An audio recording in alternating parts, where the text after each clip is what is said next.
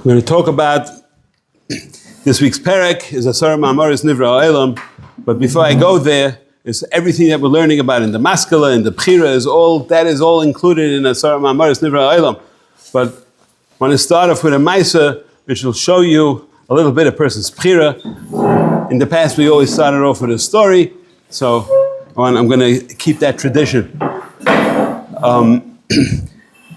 In a town in Europe someplace, there were two people, and both people in the town owned hotels, or they called it, in those days they called it an inn, a kretschma in Hebrew. Anyways, so one of the owners of the hotel was a yid that anybody who wanted would come in and he'd give him all the food they wanted and a free bed overnight and anything they wanted he would give them. No questions asked, everybody got whatever they wanted. And he was considered mamish the tzaddik of the town. The other person, whose name was Yankel, if anybody would come, he would charge them a lot of money, and he would chase them away, and it was very not nice and not pleasant. Nobody liked him in the town.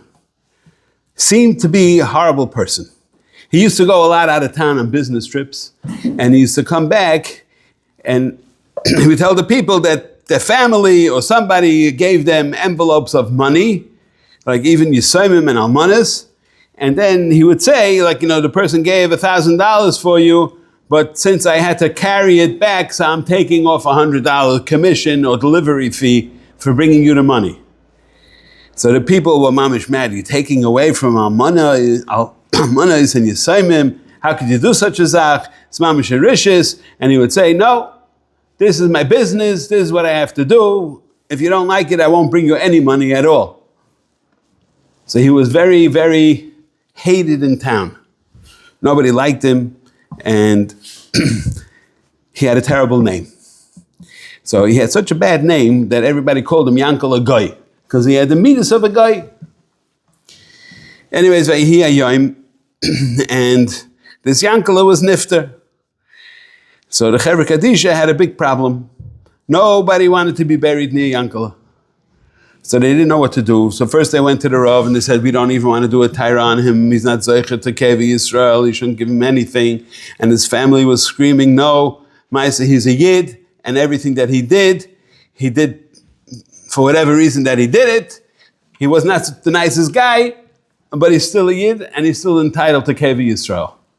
So in the end, they made Epis of Pshara, and they decided that Yankel Agoy will get buried in the cemetery in the town, but they're going to put him near the end, near the fence, and they're going to write on his matzeva, Poi Nigbar Yankel Agoy. Not a very enticing title, but that's how the whole town felt, that he was such an achzar, and he charged the Yisayim and Almanis a huge commission for bringing an envelope of cash, and anybody who came to his hotel, by the other guy, they could stay for free and they get cult of the Alma and food, almost like going to Reb Shaila, and they have competition, what you're going to get. Here the competition was between getting and not getting, but Lamaisa, this is what they did. He was not very well liked. So he died. Nobody went to his levaya, and then after a little while, people started noticing there was a sign in the other hotel that the free lunches are stopping and the free overnight stays are stopping. And since he wasn't traveling out of town anymore because he wasn't around, so the envelopes of cash that used to come in for the almanas and Yisayimim stopped coming. The Maisa, nobody understood what's going on. The end, the Rav went over to the family and he was chayshid something, and he says to the family, tell me really what was going on with the Yankel. So the wife said, I can't say because my husband was very, very makbid, but the way my husband wanted that he was a tzaddik hidden, and all the food and all the free nights that went into the other guy's hotel, that he was the big tzaddik giving everything for free, was really this Yankel giving all the money to him and telling him that you should be the one giving out all the free stuff. I don't want any covered ba'olam hazeh. I only want bizyanis that la'asid lavai. I'll get what I'm supposed to get. And it turns out all the envelopes that he was bringing for the Yisayimim and Almanis, that was his own money. And he didn't want to show that he's the big Baal Tzedakah and he's giving it away. So he did it dafka in a way, he charged them a big commission that they should hate him for it. So imagine you give people money and they hate you for it. So he did it dafka nazah oifen that he should get no covet b'hayalma and he should only get bizyanis. Therefore, so his schar la'asid love, it would be that much better. So then the Rav says, we have to go change the matzeva because it says Yankel Goy. So the wife said, no, we can't do that. He was very makbid that even after many, many years, nobody is going to know. He doesn't want any titles on anything. So they came up with a pshara and they decided that they're going to write on his keva, Yankel Goy Kadosh. So that was like a pshara that even though everybody thought he acted like a guy, but the Maisa, he was a Kadosh. So that was the Maisa.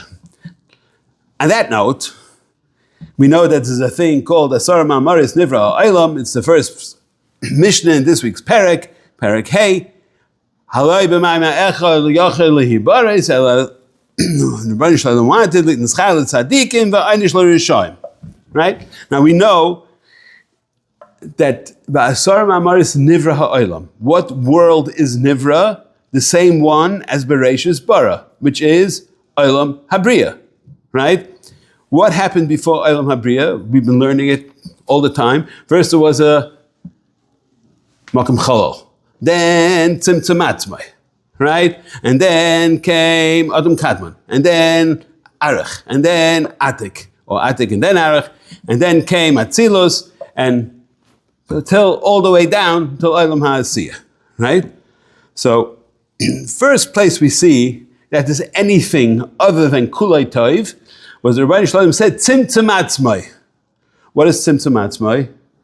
That the word Tzimtzum is Gematria Sar, Samach Reish, right?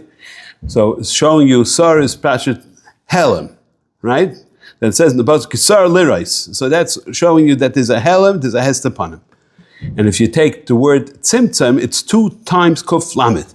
So one Kuf Lamed is representative by Adam Arishan, was Kuf Lamed Shana, there was Perish Mei Ishtoi, and that's where all the Klippas and all the Erev Rav and everything came from that Kuf Lamed Shana.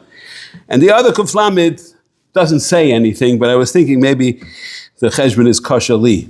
That Rebbeinu Shalom was Tzimtzum Atzmai, that really he'd like to be, he wanted to be able to give over Kulei Toiv. So he had to be Mitzamtzum Atzmai, so the shtickle Madrega of Kosher Li. Then you could be Moichen, and you could say Kosher Li that pshat. But I'm just throwing it in. Okay, also, the first world that we spoke about was always, like we said, we went through the whole Seder.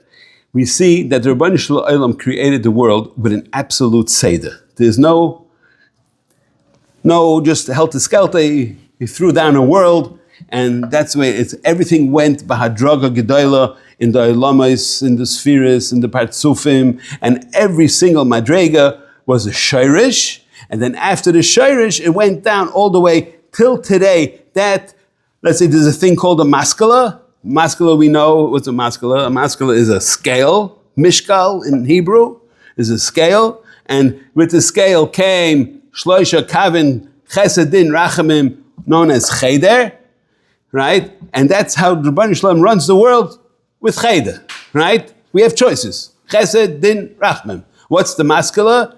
Choices. What's the shirish of maskala? Shirish of maskala is Shviras HaKelim, which is what we're talking about. He created in the Bria something called Olam HaTikun, because he knows that he created the world with Teva, and Teva, there's always a Shinui in the Teva, so he wanted to know that there's us to know that even though this is the way the world is supposed to operate, but since we're people and we created in Teva and we have Taivas Haguf, and we're not always going to keep the way we're supposed to, so he created the thing called the Tikkun. And the shirish of the Tikkun was the maskala. And you see that it doesn't only work by Bnei Adam, every step of the Bria, like I said before, is Bahadroga, it goes in Madregas. Marshall, there's a thing called Datzcham, which is Doimim Tzemeach Chai Medaber. Rabbi Shalom created the world in Madregas. So everything that's created in the Bria is Tzarech Tikkun.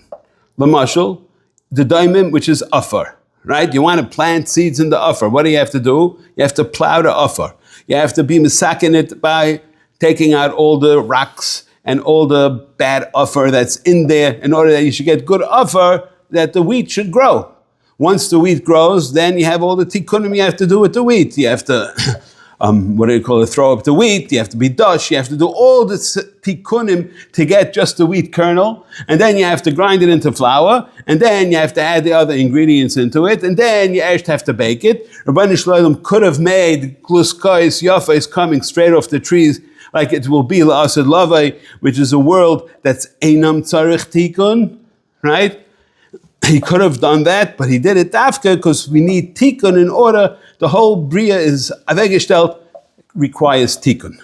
Now you see that I showed you in the daimim, showed you in the tzemeach, and in the chai is also the same way. Person wants to eat a piece of steak, so you have to first take the behema, and you have to shecht it, and you have to skin it, and you have to salt it, and you have to do all kinds of things and cook it in order that it should be raya la'achila. That's in every seder, and certainly by a adam. In order for adam to be misaken atzmai, I'm talking about a yid. As misaken atzma, you do averis, everything requires tikkun. Only time you see a shtickle not like that is when high alma did a thing called me'ein olam haba. What's me'ein olam haba? That's min hamuchan. That's why you're not allowed to do any work on Shabbos.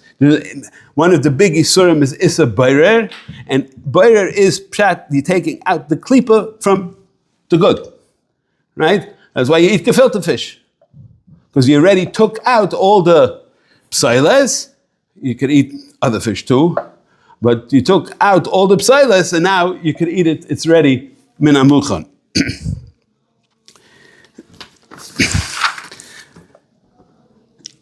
So you see that the Baruch Shalom created a world dafka, built ishleimus. He could have created bishleimus, so he dafka created built ishleimus. And part of that was when Baruch Shalom created the world. So first he created Kulei Kadosh, and then he had to create on an equal parallel level, he had to create a Sitra Achra, which is Koiches HaTuma, which is exactly on the same level as the Koiches HaKedusha, in order that there should be balance in the world.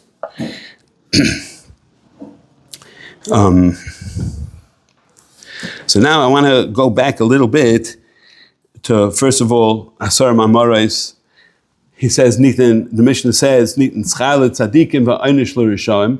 really going back to way before the Asar Ma'amarais Shen Nivra Ha'olam. It's going back from before Olam HaBriya. But the only Giloi that we know of is Olam HaBriya. So that's why the Mishnah said Shen Nivra Ha'olam. And that's why the Torah starts Bereshus Bara is Olam HaBriya, because that is where the physical world was coming into place. And that's why it's Asar Ma'amarais Nivra Ha'olam, because that's the Giloi of the Bria. But before that, of course, the Tikkun, this idea, the Sheresh HaTikkun came before in Olam HaAtzilus and other places. So where does Asara come from? Why Asara Ma'amarais? The question was, so we know that the Rebbeinu Shalom, the first thing that came into the world was called Avir. And then, what does it say in the pasuk afterwards? It says Vayehi Or. So the Or, they took the Yud out of the Avir, and then it says Vayehi Or. So what is that Yud representative of? That Yud is the Nekuda Achas, which Rebbeinu Shalom used to create the world, which we call the first Yud, which is the first part of the Bria. In Kesed there is no Bria, but the first Mamoshes in Bria, even though it's Kulai Moichin, is the Yud in Havaya, which is represented by the Chachma, right? And then you go on to all the other tens. You have Asar Ma'amarais and Asar Sadibris and Asar Makais, and there's many, many tens. So the reason why it had to be a Yud is because the Sherish of everything is Yud. That you see from the Yud of the Avir, which became Or, and you see in the Shem Havaya, it starts with a Yud, which is all the Haschala of, and the Sherish of Yud. And we also see Ein Davar Shebekdusha Pachis Ma'asara, and Asara Ma'amarais obviously is a Davar Shebekdusha. Therefore, it had to be Dafka in a place of 10 and not any other number. So even though he could have created the world with Maimar Echad, but it's Litin Schar Tzadikim, because we have a maskala in place, when you have a balance in place, when you have Tikkun, that Mitzarech and Tikkun, so it's Litin Schar Tzadikim and Einish L'Rishoim.